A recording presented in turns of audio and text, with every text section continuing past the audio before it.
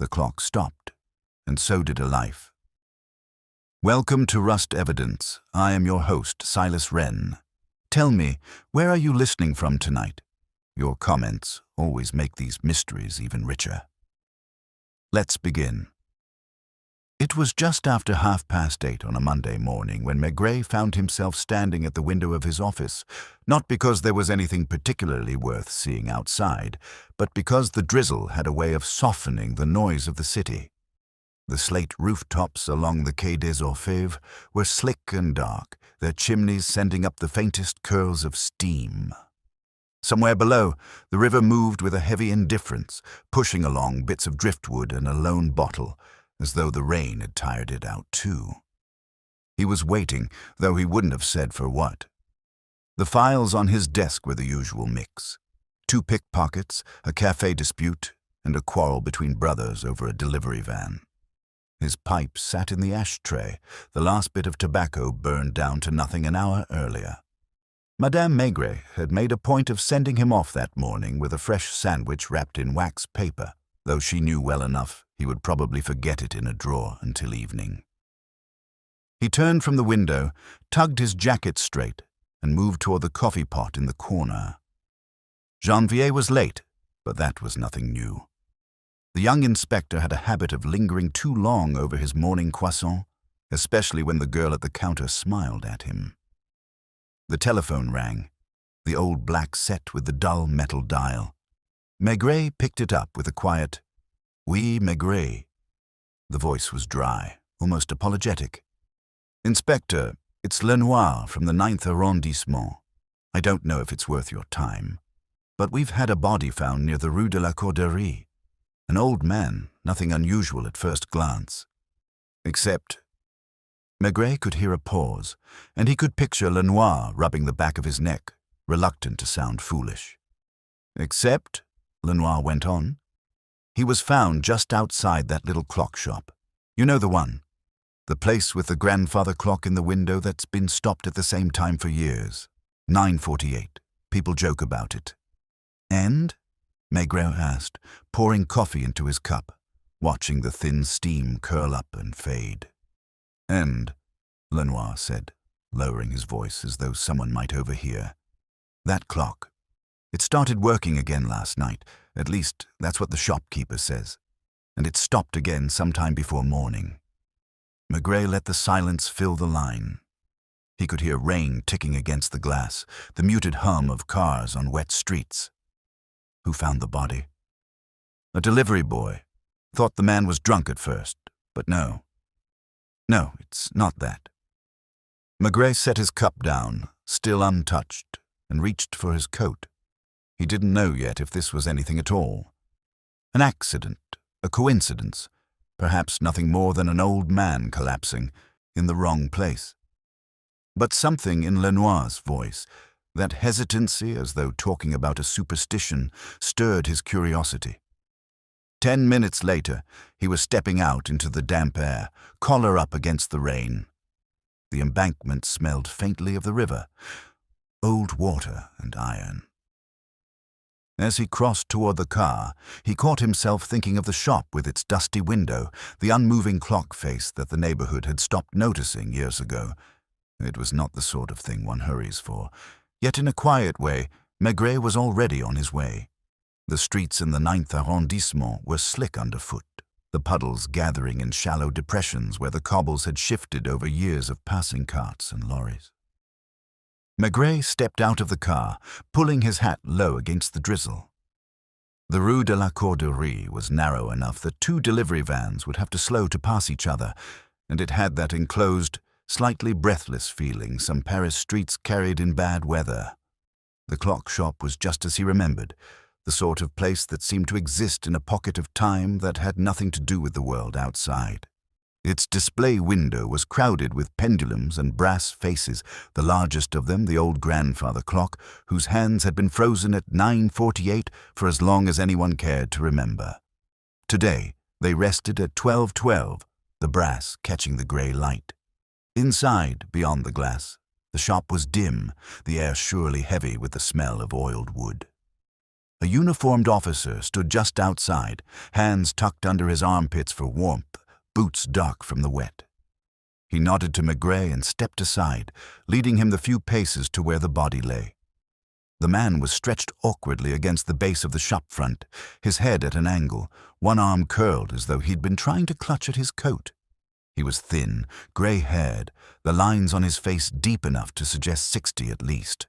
His trousers were neat, if worn, and his shoes, black leather, were well polished but scuffed at the tips, as though from walking. Lenoir came over, his raincoat unbuttoned, the collar askew. "Nothing remarkable in the pockets," he said without preamble. "Wallet with a few francs. No papers, no keys. Shopkeeper says he's never seen him before." Maigret looked down at the man's hands. There was a faint smudge of grease along the inside of the right thumb, almost hidden in the creases. Not the sort of detail that mattered much yet, but worth remembering. The rain had dampened the man's hair, but his coat was only mottled with droplets, not soaked. "When was he found?" Maigret asked. 6:30. Delivery boy from the bakery across the street. He's in the shop now, drying off." Maigret nodded and straightened. The shop door opened with a faint tinkle of a bell, releasing a warmer air tinged with the scent of metal polish and dust. Inside, the light came from shaded lamps, each one casting a pool of gold onto the faces of clocks that ticked with a gentle insistence. Not all of them worked. A few stood silent, as though waiting for someone to remember them. Behind the counter, a man in his late 50s, short, narrow-shouldered, spectacles perched halfway down his nose, was polishing the casing of a mantel clock.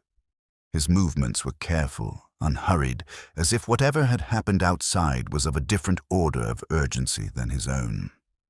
"Inspector," he said softly, setting down his cloth, "I'm Henri Joubert. This is my shop." His gaze flicked to the window, where the body lay beyond the glass, and then back to Maigret. "You saw him last night?" Joubert shook his head. "Number I left here at 8. Locked the door as always. This morning when I came in, there was the boy, staring down at him like he'd found a ghost. And the clock." Maigret's eyes drifted to the grandfather clock in the corner, the one that had been stopped for years. For the first time, Joubert's face tightened as though embarrassed. "It was working when I came in yesterday. Not for long, perhaps an hour. I did nothing to it. It simply began again, and stopped again during the night." He hesitated. "I cannot say when, but yes, it is stopped now." Maigret let the silence expand, studying the man. Joubert's hands, unlike the dead man's, were immaculate, the nails trimmed, the skin pale from hours indoors. He wore a dark waistcoat over a white shirt, the cuffs faintly frayed. The delivery boy, a thin youth with a mop of damp hair, stood awkwardly near the counter. Maigret turned to him. "You found him?" "Yes, monsieur. I came from the bakery with the morning orders. I saw him sitting there. I thought he was asleep. I even said, 'It's too wet for that,' you know, like a joke. But when he didn't move," he stopped, swallowing. Maigret asked him to describe exactly how the man had been sitting, the position of his head, his legs. The boy mimed it as best he could, his gestures uncertain. "You touched him?" "No, monsieur. I went to fetch Monsieur Joubert, and he told me to call the police." When the boy had gone, Lenoir leaned in. "There's nothing to suggest violence. Doctor thinks it's the heart, but the circumstances—" "Yes," Maigret said, his eyes still on the stopped clock. "The circumstances." He stepped outside again. The rain had eased, but the street was still dark with it. Across the way an upstairs window had opened, and a woman in a worn dressing gown leaned on the sill, watching with the air of someone who had little else to do. Maigret walked over and looked up at her. "You saw him?" She shrugged. "Not last night. But I saw the light in the shop. Odd that, so late. I thought perhaps Monsieur Joubert had a customer." "What time?" She squinted, thinking. "Near 10, maybe later. I was just putting out my lamp. And the clock, I noticed it, moving. I looked twice, in fact. Been staring at those same hands for years. Maigret thanked her and moved back to the shop front. The light at 10, the clock working, an old man dead by morning. None of it was enough to make a case, but it was enough to hold his interest. He lit his pipe, the smoke curling in the damp air, and let his gaze wander along the row of buildings. These were the kinds of streets where people had lived for decades without really changing. The shopkeepers, the widows, the men who lingered in cafes long after their shift at the factory ended. Everyone knew everyone else's habits, even if they pretended not to. And when something shifted, a clock that had been still for years starting up, an unfamiliar face sitting under its gaze, people noticed, even if they didn't understand why. Maigret could feel it now, the faint unease that told him the surface wasn't quite what it seemed. It wasn't about the man's death. Men his age died in the street often enough. It was about where he had died and when. He told Lenoir to have the body taken in, the pockets emptied and logged, the soles of the shoes examined. And speak to the doctor again, he added. Ask him if a man with a bad heart could walk far in this rain without showing it. Then he stepped back into the shop. Joubert was winding a small carriage clock, the click of the key turning sharp in the quiet. Maigret let his eyes rest once more on the grandfather clock, its hands frozen now at 12:12, and thought about the woman in the dressing gown. 10 o'clock, she had said. A light in the shop and the clock moving. And someone not Joubert, had been there. Maigret didn't say it aloud. He simply stood, the damp still in his coat, and listened to the other clocks ticking away as though time here obeyed rules of its own. Maigret let the quiet of the shop settle around him, the layered ticking of the smaller clocks weaving into something like a steady pulse. Joubert's head was bent over his work again, as though the events outside his window were no more than a passing inconvenience, like a delivery truck blocking the street. There was something about that composure that was too deliberate, too neat, as if the man were arranging his manner the same way he arranged the cogs in a clock's movement. "You live here as well?" Maigret asked, his tone mild, almost casual. Joubert glanced up. "No, Inspector. I have a small flat above the grocer's, 2 streets over." "You lock the shop at night," you said, "and no one else has a key?" A small pause, and then, "No one." The answer came a little too quickly. Maigret nodded, not contradicting him. "You've been here long?" 24 years. Joubert's voice warmed slightly. "It was my father's shop before mine. I grew up listening to these clocks. I suppose that's why I don't really hear them anymore." Maigret let his gaze wander, noting the dust on some of the less prominent shelves, the careful alignment of the clocks in the display, the absence of anything personal. No photographs, no postcards, nothing that spoke of a life outside of winding springs and balancing pendulums. "Last night," Maigret said, "after you closed up, did you pass anyone loitering nearby? Anyone you didn't recognize?" "I don't think so, but it was raining and I walked quickly." Maigret tamped down the tobacco in his pipe. "And yet the woman across the street saw light here close to 10 o'clock. For the first time, Joubert's hand stilled. He reached up, adjusting his spectacles as if they'd slipped. She must be mistaken. Perhaps. Maigret smiled faintly, as though conceding the point. "We'll talk again later." When he stepped back into the street, the drizzle had thinned to a mist, softening the outlines of the buildings. Lenoir was speaking to a man in a cap and leather apron, the baker, judging from the flour on his sleeves. Maigret joined them, listening without interrupting. "Never seen him before?" the baker was saying. "Not one of ours. There are the regulars, the retired clerk from up the hill, the 2 men who play cards all afternoon in the cafe. But this one?" Number Maigret asked whether anyone had been lingering in the street the last few evenings. The baker frowned, thinking, "A tall fellow, maybe. Thin, with a mustache. Passed by a few times last week, slow-like as if looking for something. Didn't buy anything, didn't speak.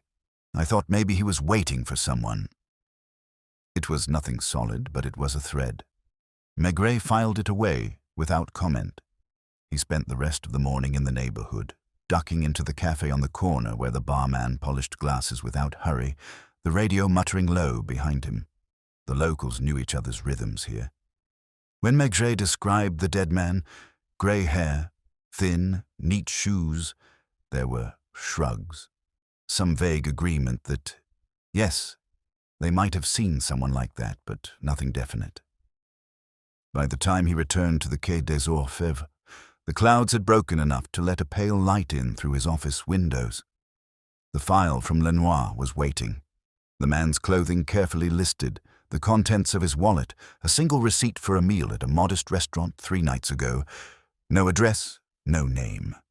The doctor's preliminary note said heart failure, possibly aggravated by exertion in poor weather. But the shoes told another story. Soles barely worn, no mud caked along the edges, the laces neatly tied. Janvier came in, shrugging out of his coat. "I went by that restaurant," he said. "On the receipt. They remember him. Alone, quiet, had the veal stew and a glass of red. Paid cash. The waiter thought he might be from the provinces. Accent, maybe." "Maybe," Maigret repeated. He lit his pipe and leaned back. "And the clock?" Janvier looked puzzled. "The one in the shop?" Maigret didn't answer directly. "Ask the Watchmakers' Guild if Joubert ever had apprentices, anyone he trained who still works in the trade. Quietly." The afternoon wore on. Outside, the city shook itself free of the morning's damp, and by 4 o'clock the pavements were drying in patches. Maigret found himself thinking again about the woman in the dressing gown, her offhand remark about the clock's hands moving. People notice oddities more readily than they admit, especially those they've stopped expecting to change. A clock, frozen for years, suddenly stirring to life, was like seeing a neighbor who never left the house strolling in the park at midnight. Just before closing time, a message came from Lenoir. An elderly concierge from a building on Rue des Tanneurs thought she'd seen the dead man 2 days earlier, standing across the street from the clock shop in the late afternoon, staring into the window for several minutes. He hadn't gone in. The detail was small, but it began to press against Maigret's mind. A man from the provinces, perhaps, who lingered outside a shop he'd never entered. A clock long stopped, that chose, if clocks could choose, to work for less than a day. Joubert's quick denial about the light.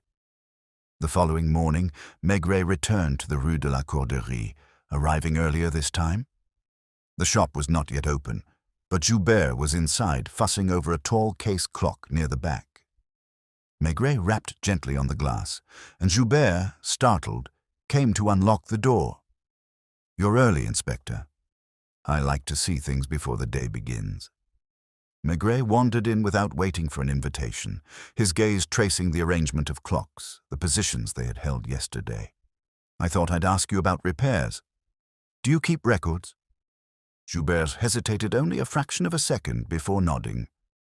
"Of course. Names, dates, work done."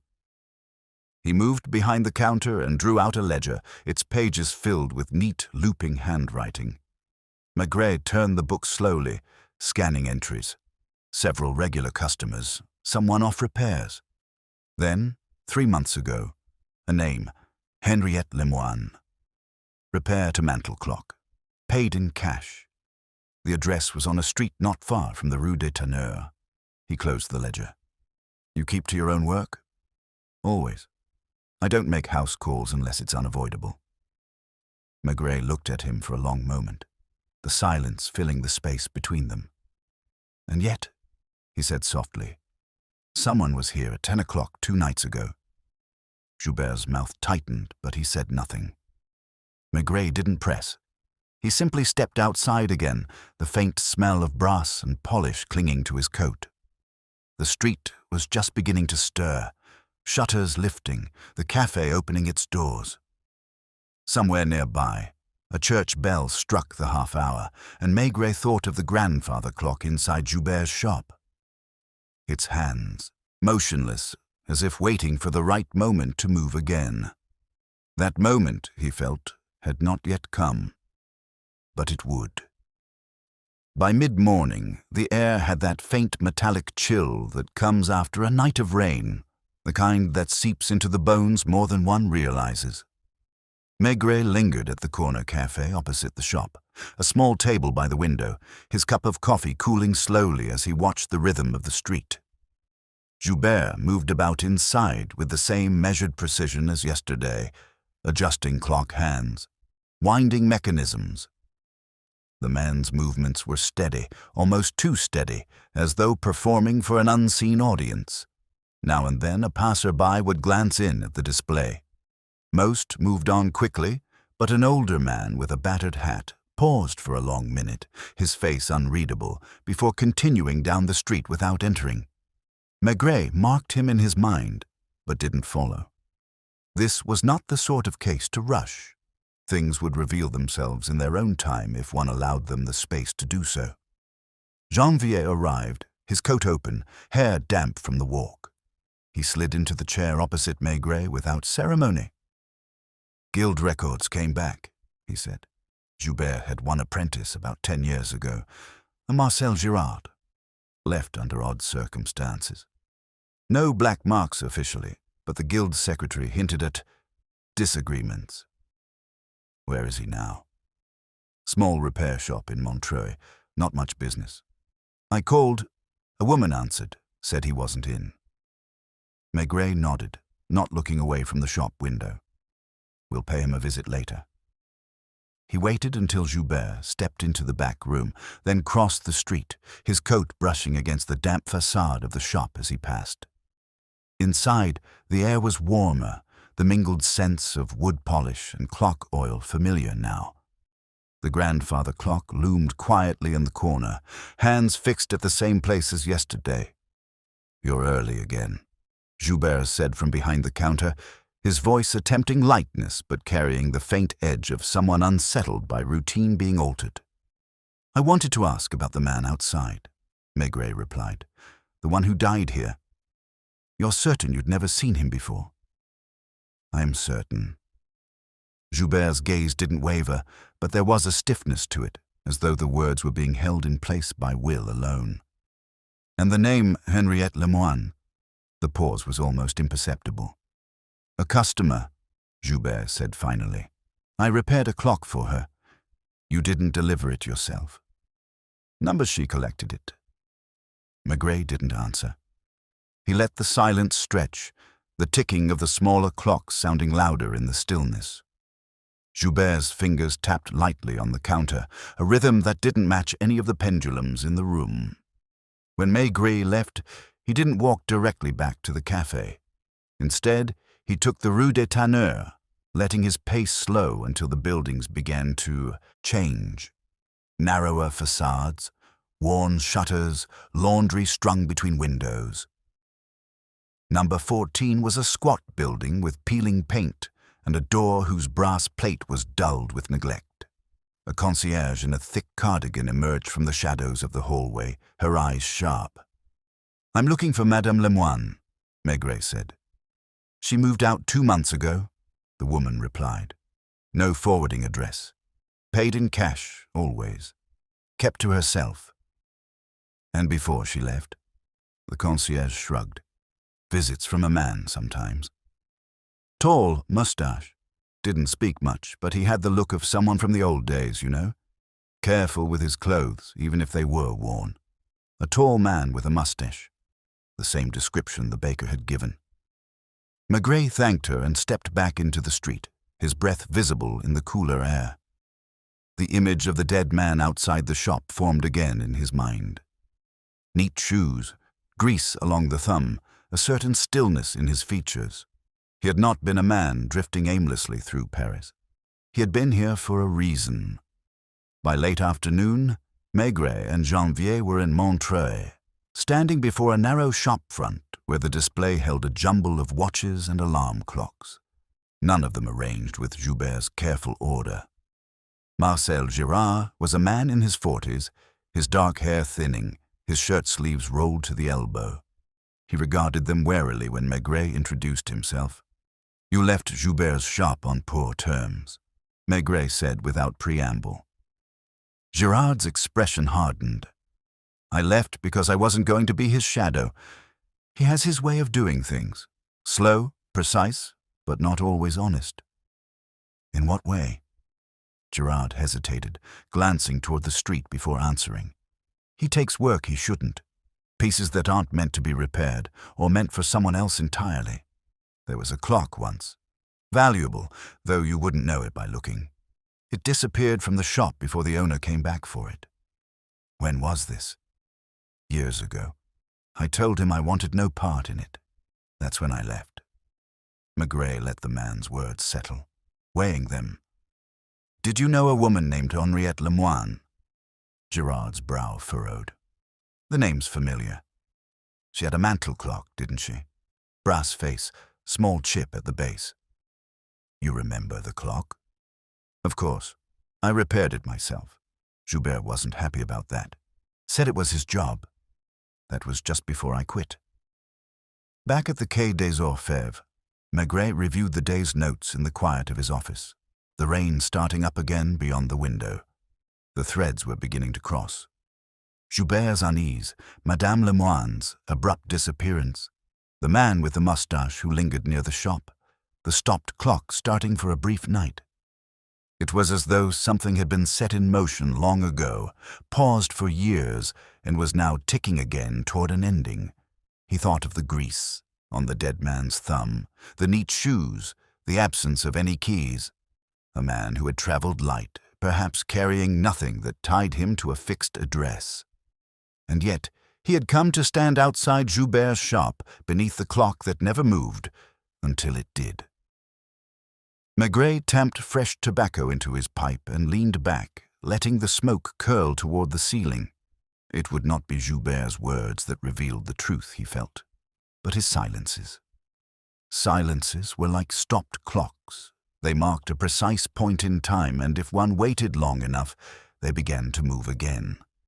The waiting, he knew, had only just begun. The following morning, Maigret arrived at the Quai des Orfèvres earlier than usual. The corridors were still quiet, the typewriters in the clerk's office not yet clattering to life. He preferred these moments when the air still carried the night's stillness and the city outside had not fully decided on its mood for the day. In his office, he poured himself a cup of coffee, set it on the desk, and lit his pipe, letting the first drawer settle him. Janvier came in a little later, his coat shoulders beaded with fine mist. "I went back to Rue des Tanneurs last night," he said without preamble. The concierge wasn't in, but a neighbor said Madame Lemoine left in a hurry. No moving van, just a small case, and the man with the mustache. She'd seen him visiting in the week before she left. Maigret listened, eyes on the slow plume of smoke rising from his pipe. "And no one knows where she went?" "Number," but the neighbor said something else. That a week before she vanished, she saw her arguing with a man she didn't recognize. Not the one with the mustache. Taller, leaner, grey hair. The image of the dead man outside the shop slid neatly into that description. Maigret didn't say so. He stood, took his coat, and motioned for Janvier to follow. "We'll pay Joubert another visit." The Rue de la Corderie was damp again, though the rain had stopped. The shop's window gleamed faintly, as if recently cleaned. Joubert was behind the counter, winding the mechanism of a wall clock, his expression unchanged from their previous meetings. He looked up, not surprised, when they entered. "Inspector." His voice was polite, but there was a guardedness now, as if he had begun to weigh each word before offering it. Maigret didn't waste time. "We've been asking about Madame Lemoine. She left her flat quickly, without explanation. You didn't know?" Joubert kept his eyes on the clock he was winding. "Number she came for her clock. I haven't seen her since." "And the man with the mustache who visited her?" "I wouldn't know him." Maigret stepped closer, the faint scent of brass polish stronger here.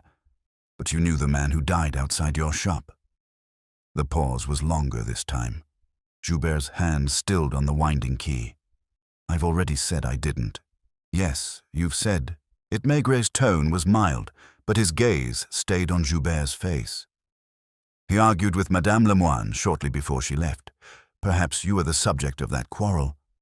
Joubert's lips pressed into a thin line. You're imagining things, Inspector.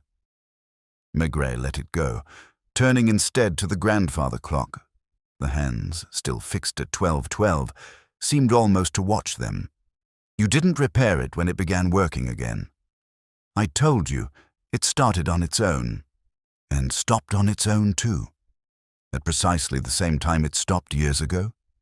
Joubert's jaw shifted, a barely perceptible movement. I didn't note the time. They left without further questions. Outside, Janvier exhaled, glancing back at the shop. He's holding something back. Of course, Maigret said. The question is whether it's about the death or the clock. By mid-afternoon, Maigret had the address of Marcel Girard again and returned alone to Montreuil. Girard was more talkative this time, perhaps sensing that Maigret already knew more than he had said. I remember that clock of Lemoine's, he said, leaning on the counter. It was ordinary enough, except the mechanism. Old, rare, the sort you'd only find in certain provincial workshops a century ago, not valuable for gold or gems but for the history. Some collectors paid dearly for that. And Joubert, he knew. Oh, he knew. That's why he wanted it in his hands. If he could pass it quietly to someone who'd pay, there'd be no questions. But Lemoine came back for it sooner than he expected. I suspect he'd already made promises to someone else. The pieces shifted in Maigret's mind. A clock dormant for years. Started briefly, perhaps to show it was in working order. A dead man outside the shop, possibly the promised buyer. A woman who vanished. That evening, Maigret returned to Rue de la Corderie, this time without a coat, his hat pulled low, blending into the slower current of the street. From across the way, he watched the shop. Joubert locked up at 8, as before, and walked toward his flat. 20 minutes later, a figure appeared from the shadows of a doorway. Tall, mustache, coat collar turned up. He crossed to the shop, tried the door, found it locked, then moved to the side entrance and worked at it with something from his pocket. Maigret stepped out of the shadows just as the man slipped inside. The shop was dim, the smell of oil and wood stronger in the stillness. The man went directly to the grandfather clock, opened the front panel, and reached in, his hand vanishing into the mechanism. Looking for something? Maigret's voice was quiet, but carried in the small space. The man froze, then turned slowly. His face was lined, his eyes sharp. You're the inspector. And you are. He hesitated, then said, Paul Lemoine. Henriette was my sister. Maigret let the silence draw him on. She left Paris because she was afraid, Lemoine said. That clock belonged to our father. She brought it to Joubert for repair, but when she went to collect it, he claimed it wasn't ready. Weeks passed. Then she saw it in the window. Not hers, he said, but another. She knew he was lying. And the man who died outside? Lemoine's mouth tightened. That was Martin Chevalier. He wanted the clock for his collection. He thought he could deal with Joubert directly. I told him to leave it alone, but he wouldn't listen. He came here that night. I don't know what happened after. Maigret studied him. And tonight? I came for the clock. My sister has nothing left. It was hers, and he's been playing games. Maigret closed the clock's panel himself. You won't take it tonight. Go home. I'll speak to your sister. Lemoine looked as if he might argue, but something in Maigret's tone, calm, certain, stopped him. He left without another word, his footsteps fading into the damp street. Maigret stayed a while longer in the shop, the steady ticking from the smaller clocks marking the moments. He looked again at the frozen hands of the grandfather clock, thinking how some things stopped for years and then began again, only to stop once more, often at the exact moment they had before, as if returning to an unfinished sentence. This, he felt, was nearly at its ending. But like a clock waiting for the right weight to drop, it still needed one last turn of the key. The next morning was overcast, the sort of pale, steady light that seemed to flatten the city into a single muted color. Maigret sat at his desk, pipe unlit, staring at the unopened ledger from Joubert's shop that he had taken into custody the night before. It was a meticulous record, each entry neat enough to suggest not just care, but pride. And yet, pride could conceal as much as it displayed. He ran a finger slowly down the column of dates until he came to the recent months. The entry for Henriette Lemoine stood there, but curiously, it was followed by a gap.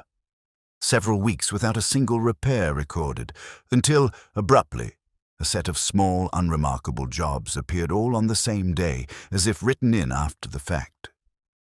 Janvier came in with a folded note.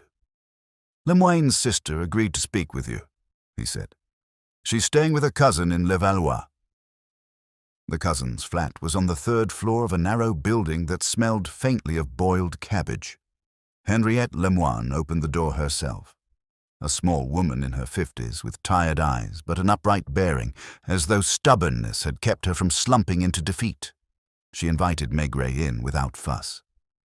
"I told Paul not to involve himself," she said after he'd explained his purpose. "But he's always been protective, sometimes too much so. The clock belonged to my father. He had it from his own father. It stopped the day my mother died. I didn't wind it again for years." Her hands, resting in her lap, made a faint, unconscious motion, like someone testing the feel of a winding key. Why bring it to Joubert? I thought, perhaps it was time to let it run again. I'd heard of his skill. At first, he was polite. Then he began making excuses. The parts hadn't arrived. There was some delay. When I pressed him, he said there was no point repairing it. It wasn't worth the trouble. But I'd seen it in the shop window. My clock, without doubt. He told me it was another, from a private client. She paused, the line of her mouth tightening. I didn't go back. I left. I didn't want the quarrel to become ugly. And Martin Chevalier? Her eyes shifted briefly. Paul told me he had taken an interest in the clock. He thought it would be safer with him than with Joubert. I told him no. He came here anyway. That was the last I heard before Paul told me he was dead. Maigret sat in silence for a moment, hearing only the faint tick of a wall clock in the next room. The motive, then, was not hidden in mystery. It was there in the simple, familiar combination of possession and pride. When he returned to the Quai des Orfèvres, the autopsy report on Chevalier was waiting. Heart failure, the doctor confirmed, but with signs of a recent shock. Not physical violence, but perhaps a sudden confrontation or intense argument. No bruises, no marks. His shoes were still in the property room.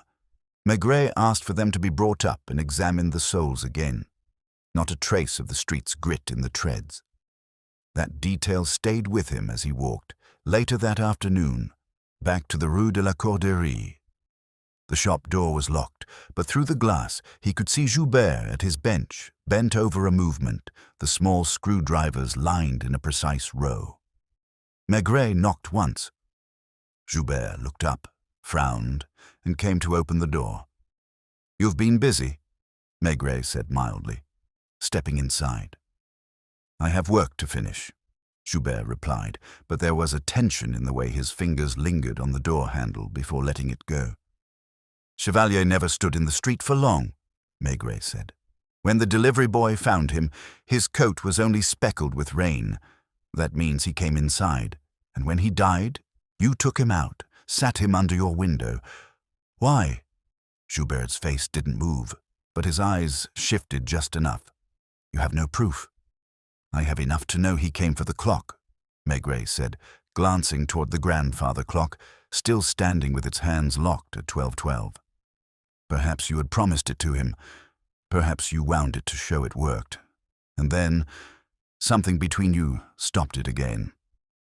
For a long moment, Joubert said nothing. Then he moved to the clock, resting one hand lightly on its polished side. "It wasn't meant for him," he said quietly. "Or for anyone. I repaired it because it was a beautiful thing and because I could. But when I saw his eagerness, I knew he would strip it for its parts, sell them to the highest bidder. I told him it was no longer available. He insisted. He became agitated. Then he clutched his chest. I didn't call for help. By the time I thought to, it was over. You carried him outside." "Yes, I thought better for it to look as if he had collapsed in the street. I didn't want questions. I didn't want them to take the clock." His gaze lifted to Maigret's, steady now, almost defiant. "It belongs here, not to him, not to that woman, not to anyone who doesn't understand it." Maigret studied him, seeing not the mask of the careful tradesman, but the quiet, unyielding obsession beneath. There was no malice in it, only the narrow vision of a man who measured life by gears and springs, who could not imagine the world beyond their ticking. "I'll have to take your statement," Maigret said finally. "And the clock." Joubert's mouth twitched. Not quite a smile, not quite a protest. He stepped aside, allowing Maigret to examine the clock. The mechanism was perfect, the brass gleaming, the pendulum at rest. He reached in, felt the weight of the key in his hand, and slipped it into his coat pocket.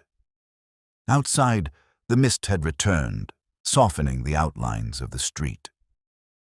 Maigret stood for a moment under the shop's awning, watching the slow movement of people along the Rue de la Corderie. In the upstairs window across the way, the woman in the dressing gown was leaning on her sill again, as if waiting for him to look up. It struck him that the whole affair had been like the clock itself. Something stopped long ago, briefly coaxed back into motion, only to halt again exactly where it had before. Lives intersecting for a moment, stirred by possession, by pride, by the quiet gravity of a single object, and then breaking apart once more into stillness. He lit his pipe, the smoke curling away into the damp air, and began the slow walk back toward the river. There was no satisfaction in it, but there was understanding, and that, he thought, was all that could be expected. Maigret did not go straight back to the office. He walked instead toward the river, the key in his pocket, a small weight he was aware of with each step. At Pont Saint-Michel, he stopped beneath the stone arch for shelter and lit his pipe. The smoke hung close in the damp air, then thinned, and he thought, not of charges or reports, not yet, but of the way Joubert's fingers had rested on the case, a caress more than a touch.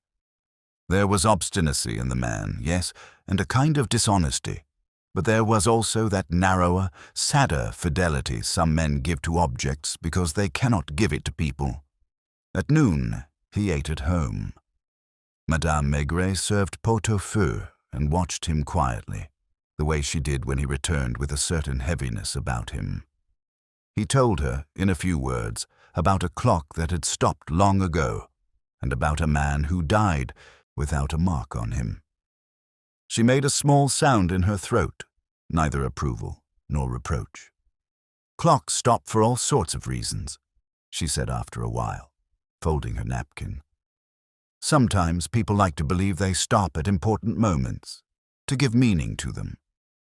She got up to fetch the coffee, then turned in the doorway. "You said the big one in the shop was always at 10 hours less 12. Isn't that what the baker told you? And now it sits at midday and 12. It makes a prettier face in a window, perhaps." He watched the spoon turn in her cup, the surface quiver. 10 minutes to 10, 9:48. The old story the street told itself. And now, 12:12, a symmetric posture, as if posing for a photograph.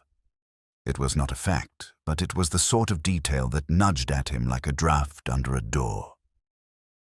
Back at the Quai des Orfèvres, he asked for the clock to be brought in. Not the large case, he did not need that. but its movement and face, which Joubert had removed years earlier to oil, he said.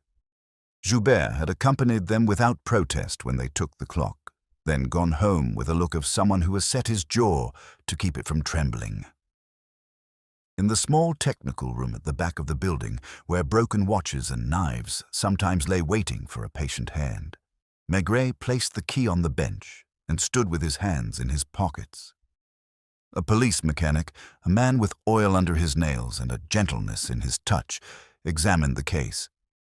"See," the man said, not taking his eyes from the brass, "how the minute hand is slightly bowed. Not from use. Someone has pressed it against the glass and pulled it back. It would sit truer if set at 12 than at 9:48, where the pressure would be different." He lifted the face away and, after a pause, felt along the inner rim. "And here," he added, almost to himself, "a lip. Not original." He turned the rim with thumbs and forefingers, and a small section came free, revealing a narrow space between the wood and the dial no thicker than a folded envelope. There was something inside, a strip of stiff paper and a smaller, older scrap, yellowed, with writing cramped fine across it. The strip was a receipt, stamped 1919. Reconnaissance de dépôt. Le Moine, Joubert Père, followed by a sum and a note in old ink about default after 12 months. The scrap carried a few lines in a neat hand. "Henriette, you are to keep it safe. Wind it when the house is quiet again. If I do not return in good time, you must decide. Père." Maigret stood a long moment, looking at the papers. There was no romance in them, no secret code, only the ordinary arrangements people make when money is short, when men go to war, when time moves without waiting for anyone to be ready. He thought of the ledger's gap, those weeks that had been rewritten, and saw not a plot, but a man polishing out his own uncertainty. He sent Janvier with a note to Levallois and another to the Rue de la Corderie. By late afternoon, they were in the technical room together. Henriette Lemoine, in her plain dress and good shoes, hands folded, her brother Paul, hat in hand, moustache damp with impatience, and Joubert, his spectacles clean and his mouth set, as if bracing for an operation. Maigret said very little. He placed the two papers on the bench and waited. Henriette did not reach for them immediately. She looked at the rim of the clock first, where the thin line of dust had been disturbed, and then at the receipt. When she at last took it, she did not read it aloud. Her face changed almost imperceptibly in the second it took her to recognize the hand and the date on the scrap. "My father left in February of that year," she said softly, still not looking at the men. "He went to find work in Nancy. It was winter. Money was—" She stopped, as if the word itself were inelegant. "He pledged the clock. He meant to redeem it. He wrote to say we should wind it when the house was quiet again. He wrote that we must decide if he could not come back." "And he did not," Paul said, his voice roughened. "So we decided. Maman decided. She told me it was ours. She must have paid something. It was always ours." Joubert's gaze was not on the paper but on the exposed mechanism. "My father kept that receipt in his desk," he said. "He was a strict man. If a year passed and a thing was not reclaimed, he said it belonged to the shop. He had no patience for sentiment." He breathed once, shallowly. "I am not my father. When the lady brought the clock to me, I knew it had been ours once. But it had been hers too. Things pass through hands. The clock was between us." Paul's head came up sharply. "Between us? You lied to her. You set it in your window and said it was another." Joubert did not deny it.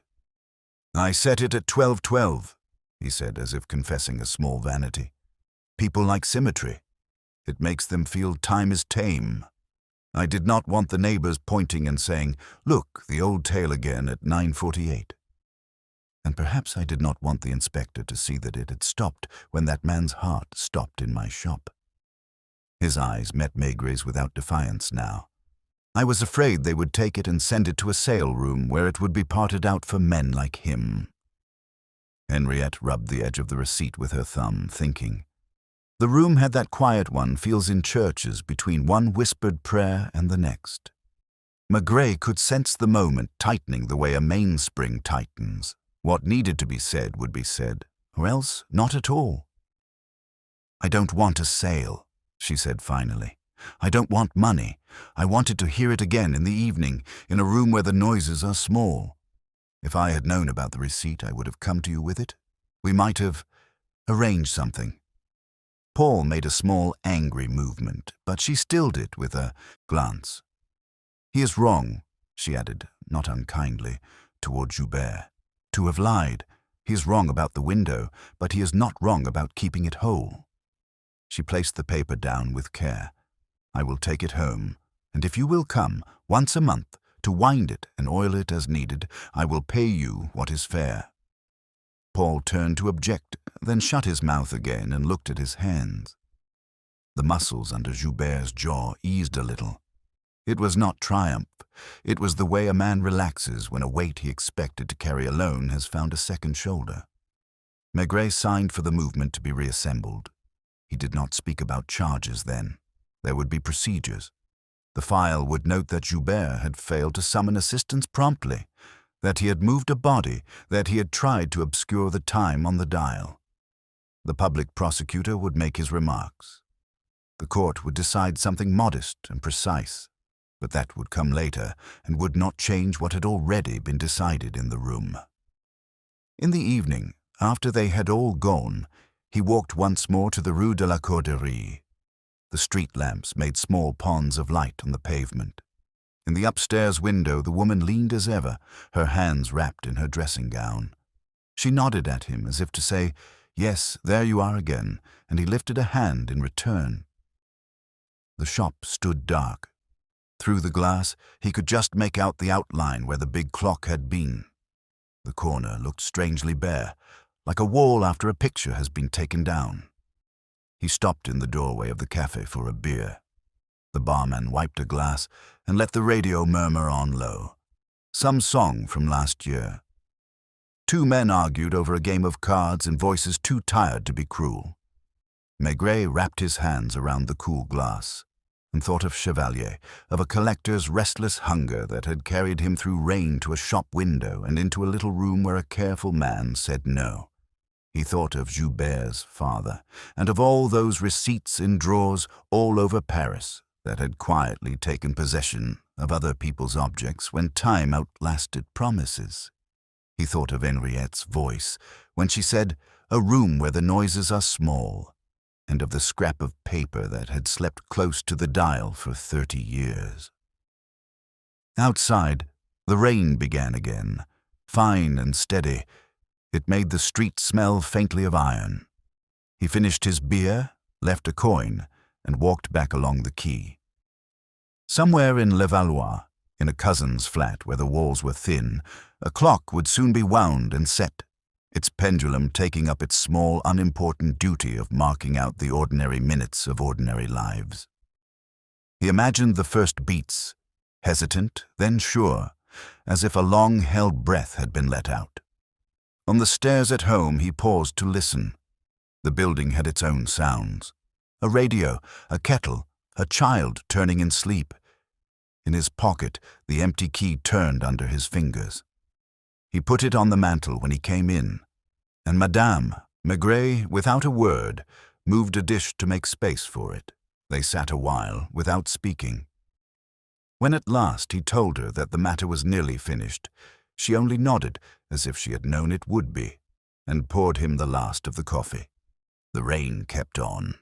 Somewhere far off a bell, not quite on the hour, sounded through the damp air and died. 2 days passed before Maigret returned to the Rue de la Corderie. It was late afternoon, the street still damp from an earlier shower, the sky already pressing toward evening. The shop looked different now, not just because the big clock was gone, but because the absence seemed to have altered its proportions. The front window no longer carried that slow, steady weight in the corner.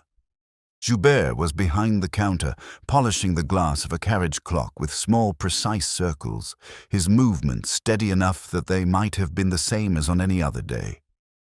He looked up when Maigret entered but didn't speak at once. There was a moment's pause, a faint flicker in his expression that might have been relief or resignation.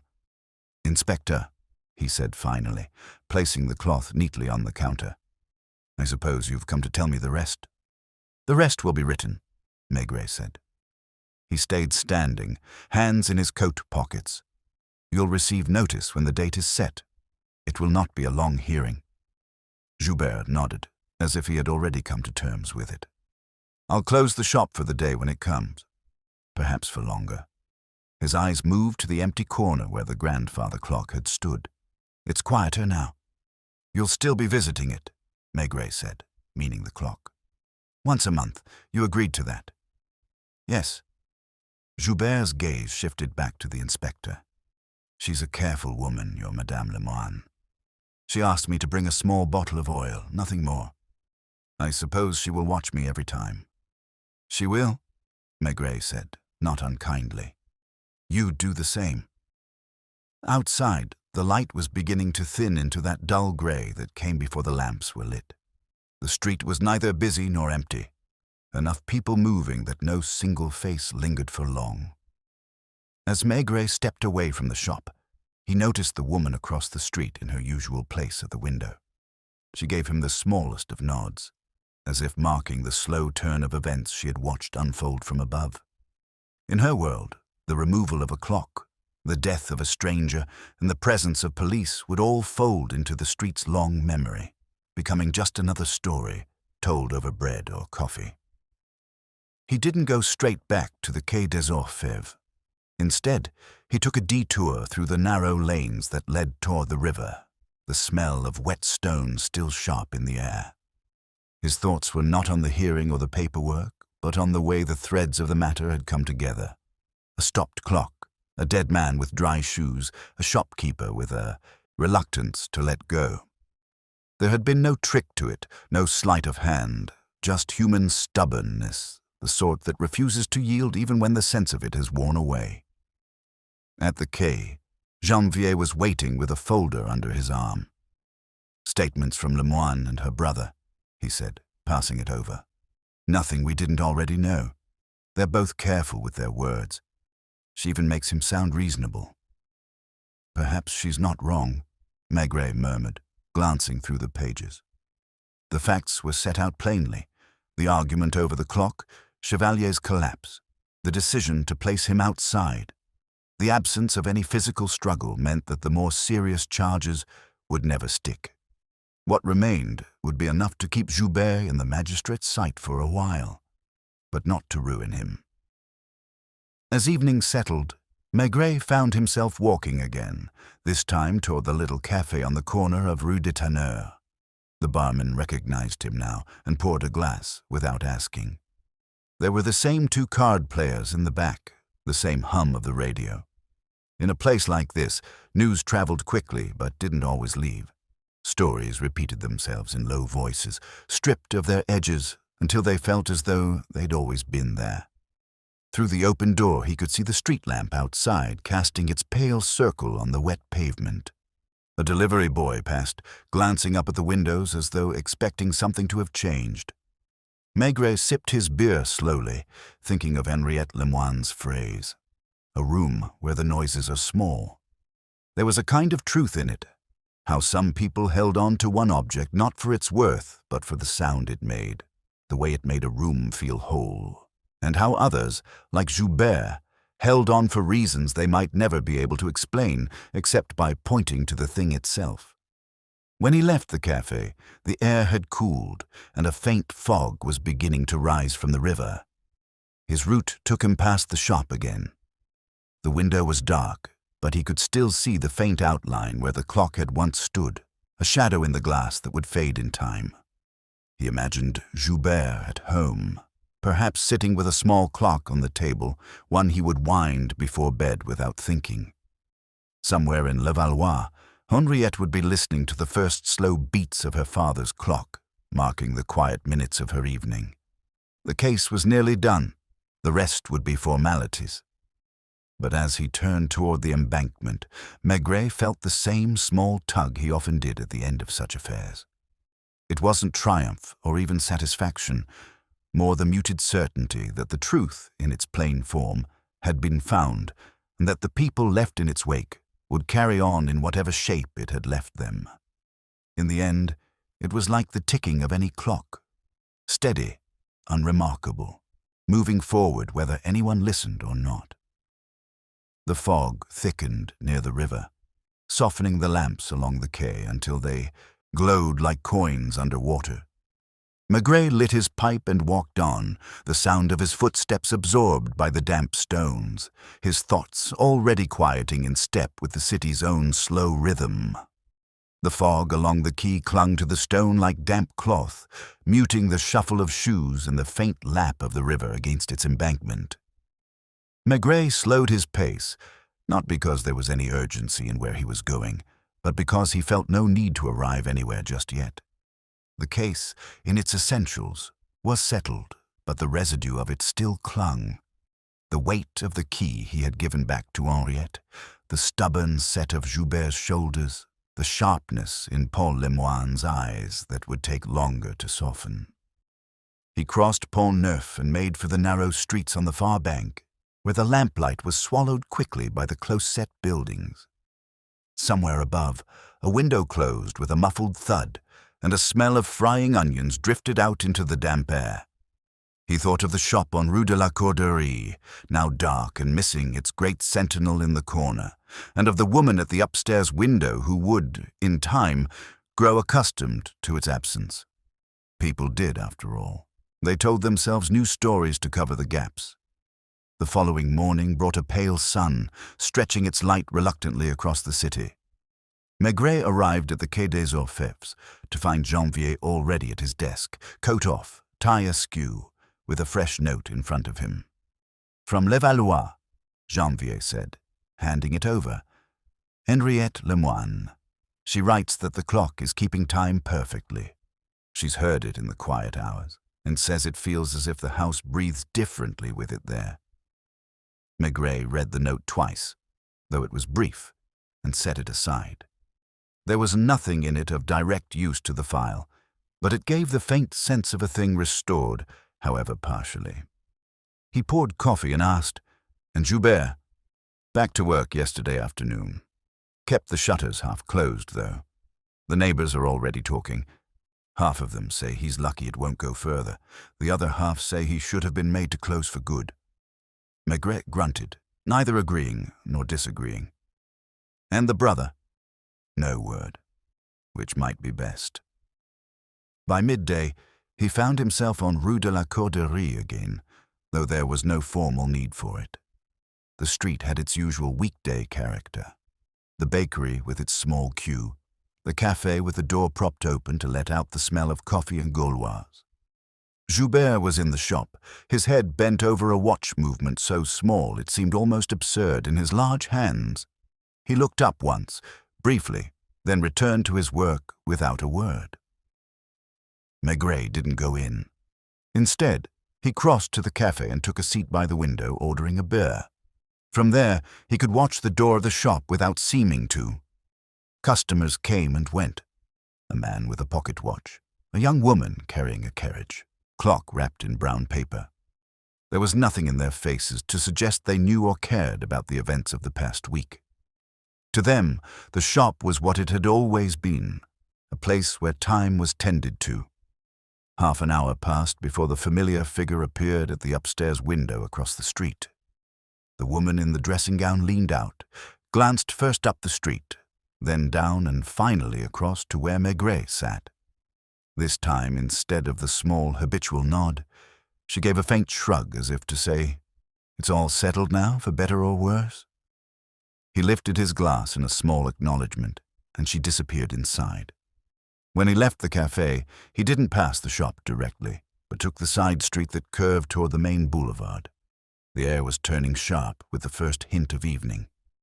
He was thinking about the small compartment hidden behind the clock's face, about the receipt folded there for decades, about the lines written in a father's hand. Those details would remain in the file, stripped of their quiet weight, reduced to evidence, to explanation. But for the people who had touched them, Joubert, Henriette, even Paul. They would always be more than that, carrying the echo of what had been lost and what had been kept. Back at the office, the day folded into its usual rhythm. Papers signed, calls made, other matters creeping in to take the place of this one. But as the light outside dimmed, Maigret lingered by the window, watching the flow of traffic across the bridge. He thought about how often cases ended this way, not with the satisfying snap of a puzzle solved, but with a slow settling, like dust finding its place on a shelf. People went back to their lives, altered in ways they might not speak of, and the city absorbed it all without remark.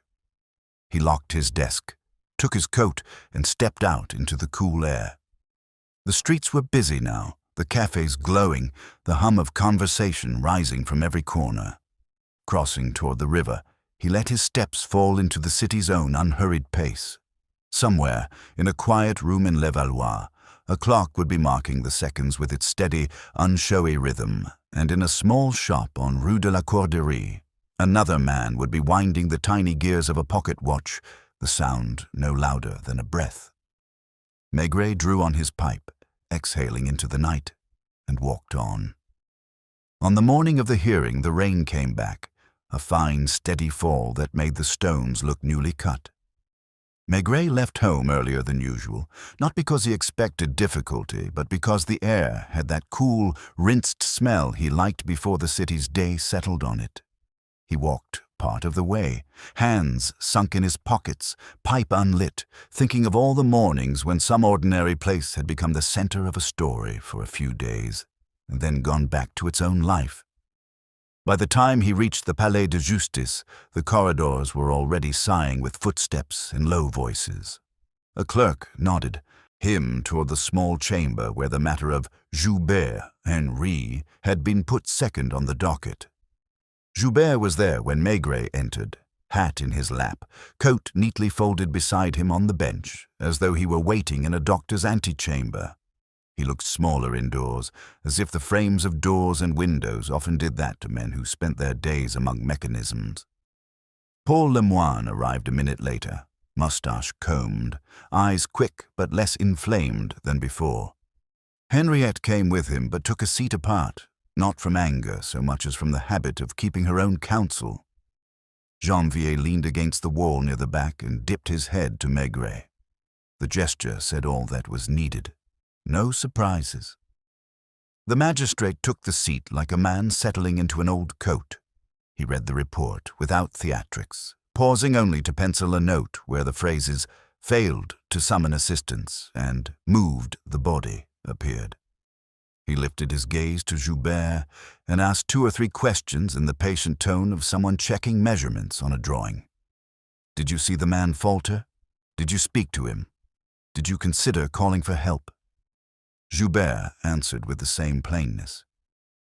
No, he had not seen the collapse begin. Yes, he had told the man the clock was not for sale. Yes, he had considered calling, of course he had, but the moment moved past him before he could do it. He did not say that fear had clogged his throat.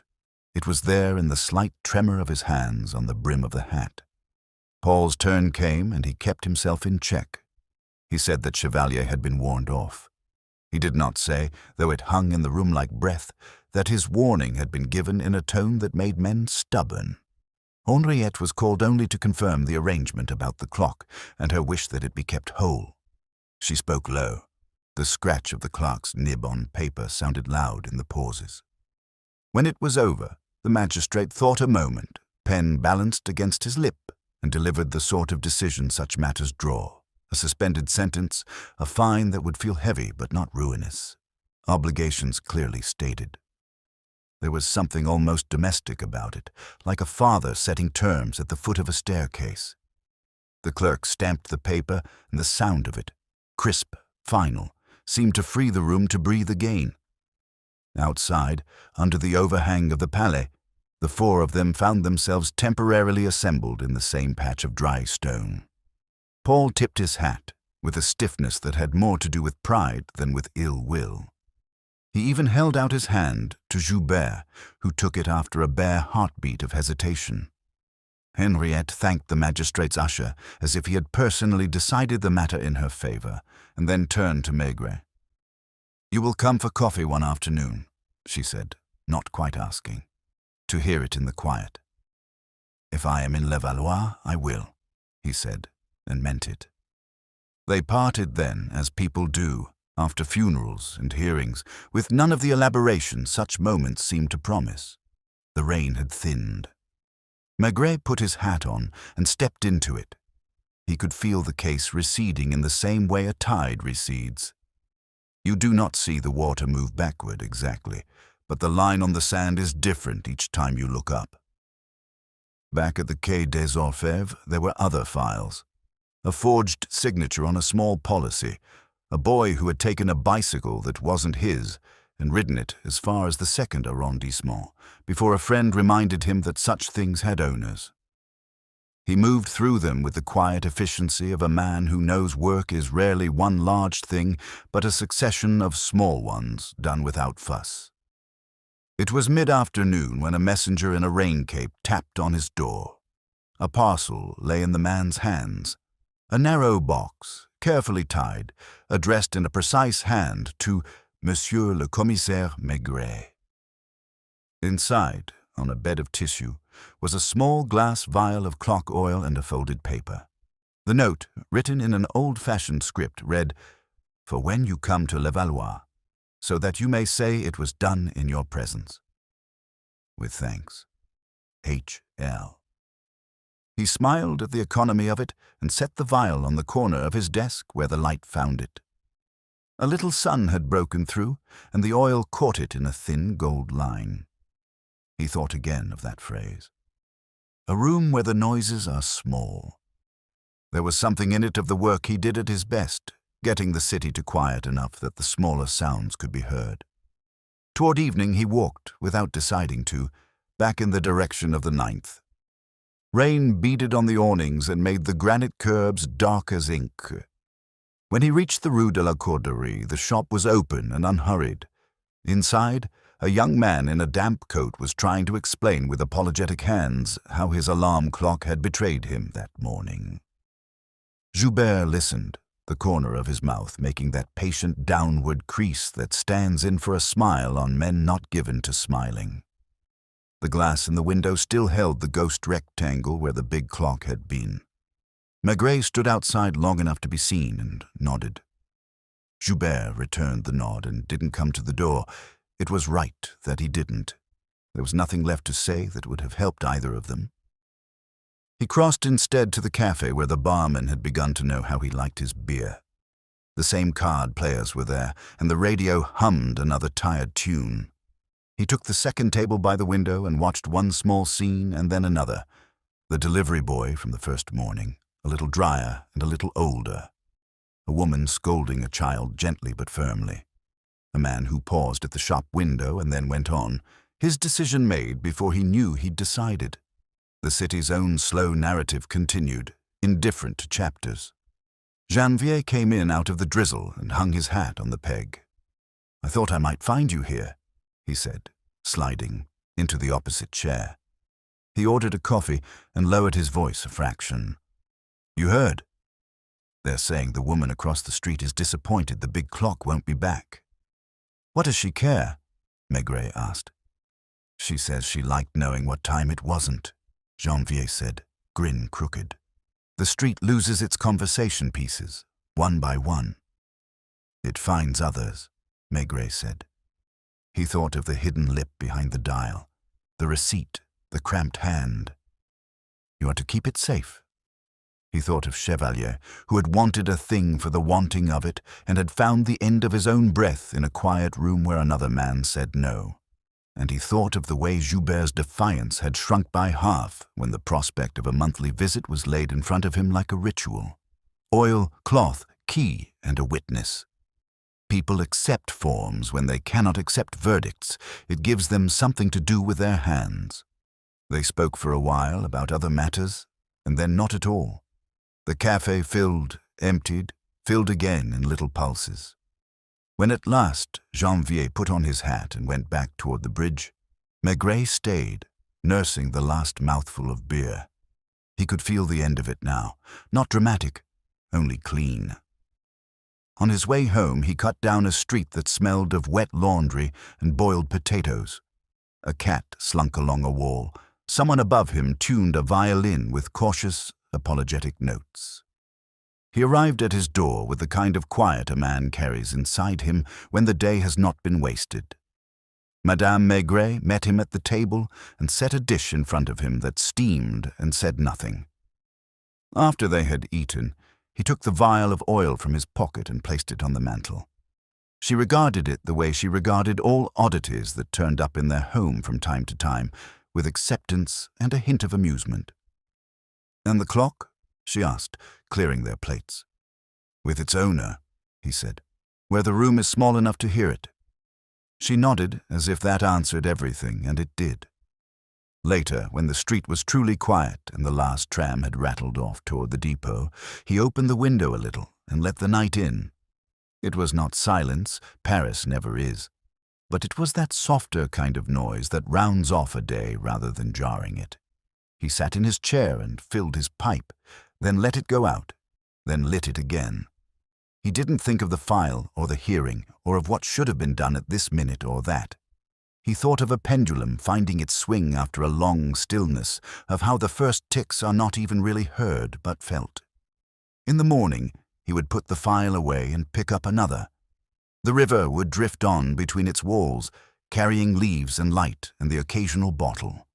On the Rue de la Corderie, a man would unlock a door, straighten the little mat, wind 3 watches, and look for a moment at the space where a tall clock used to stand. In Levallois, a woman would drink her coffee and, without looking at the clock, know it was almost time to go out for bread. There would be other cases, louder ones and messier ones, but for now, the city had settled into its ordinary beat again, and that was enough. He drew in the last of the smoke and let it go, and it thinned and vanished like breath on a cold pane. Outside, the rain began again, finer than before, and he closed the window halfway, not to shut it out, only to soften it, and sat for a while longer with nothing in his hands, listening.